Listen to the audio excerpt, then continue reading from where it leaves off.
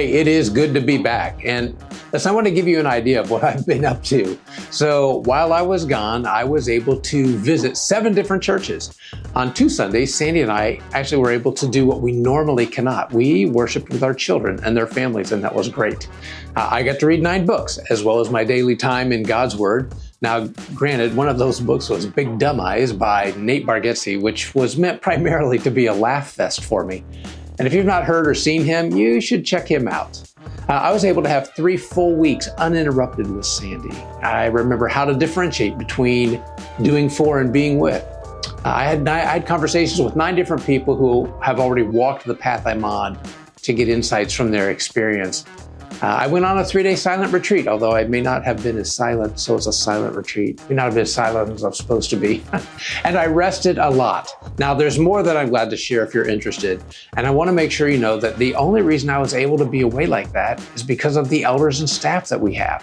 And they are great, and I hope you appreciate them as much as I do. And you may find this difficult to believe, especially if you're an introvert, but one of the most difficult parts of the sabbatical was being away from you. You know, Sandy mentioned a couple weeks ago that she could tell I was missing people because when I got around people, she saw the lights come on in my eyes. And because I did my best to stay away and not snoop around, I've spent this week catching up with what you've been up to. I toured 37 Lawrence, which you can do this Sunday, by the way, after services. Rich and Phil, who have been overseeing the work, will be there to walk you through and tell you what you're seeing and what's next. So I hope you'll do that. Michelle and Megan walked me through our children's areas and our main building here to show me what's going on. And I heard that Family Fest went very well on an incredibly hot day. I understand we had 150 people serving, and at least 2 families that we know of that attended Family Fest have worshiped with us for the first time. Listen, I just want to say, you are great. And I was excited to hear that 140 people participated in clarifying the Bible. You know, a pastor friend of mine here in town called me and asked if he could meet the author because they're presenting the material later this month. And he just loves how this helps people in their faith. Listen, I think so highly of it. I think everyone who's following Jesus should get to experience it. Okay, one other thing. While I was away, I didn't lose sight of our 2025 challenge. And I was able to have conversations with at least 7 people. I had conversations with people in Columbus and Buckeye Lake, and South Carolina and Florida, and even here at home. So on Monday, I dropped my ping pong balls into Larry. It's encouraging to see him filling up. And we have an event coming up that's designed to help you as you have conversations with people too. So it's our Midweek Connect.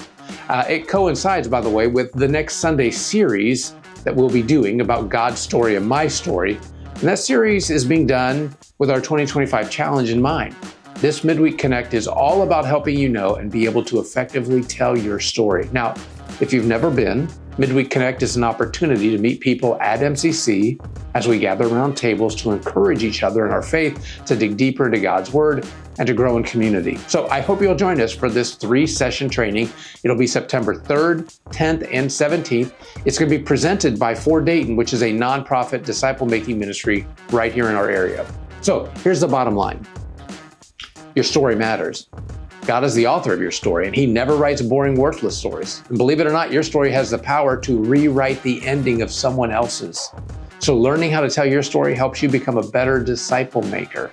Oh, and for folks, parents, childcare is available for birth through 5th grade during Midweek Connect. So if you need childcare, please just let us know in the registration process. Okay, let's get ready for this weekend. Have you ever wondered how to maintain unity in a divided world? So in Romans 14, Eric's going to walk us through how early Christians navigated their own cultural tensions with wisdom that actually still speaks to us today.